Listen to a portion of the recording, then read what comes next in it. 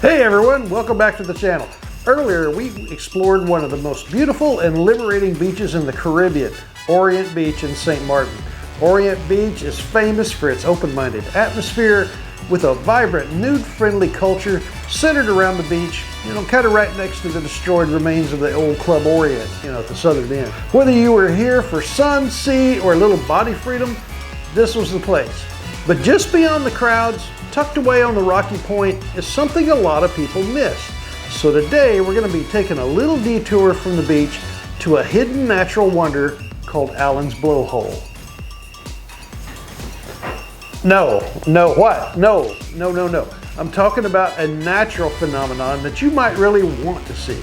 It's a favorite among locals and it's a perfect short adventure. If you're already enjoying the clothing optional side of the island, it's a little off the beaten path, but it's totally worth the adventure.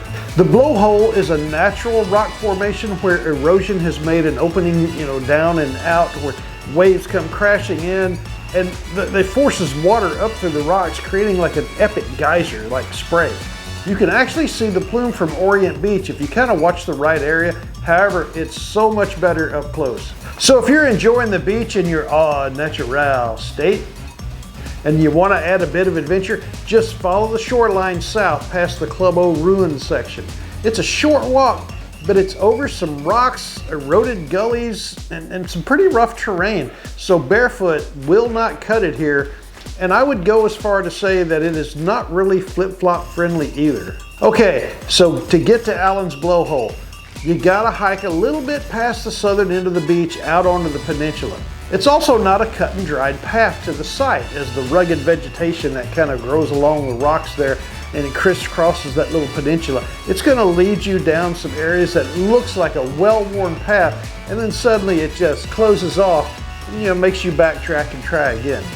I myself had the best luck by crossing all the way across the finger of land to the opposite side and worked my way up I'll call it the far shore. It was not much of a shore side. Take the trip carefully and slowly, as the eroded rock can be somewhat treacherous and sharp. It is not as fun of a trip if you pull a muscle or you twist an ankle. Don't ask how I know that. The trip is rugged, but it's stunning. You'll pass tide pools, sun-bleached coral, and a panoramic view of the coastline. And then, just around that rocky bend, you start to hear the booming water of Allen's Blowhole. This natural blowhole was carved out over centuries by crashing waves, and with the surface up, water blasts straight up out of the rocks like a geyser. It's powerful, it's loud, and it's kind of thrilling. It's a great spot for photos or just to stand back and feel the mist. You might not find this place marked on any tourist maps. It's one of those if you know kind of places. And if you're already enjoying the freedom of Orient Beach, this little detour feels like an extension of that. It's wild, natural, and beautifully untamed. A few tips though, if you're heading that way in the Buff, though I wouldn't really recommend it, bring a towel to set on those sharp, hot rocks in case you need a break. There's not many nice areas that you can put your derriere. As always, respect nature and each other, and watch out for other hikers.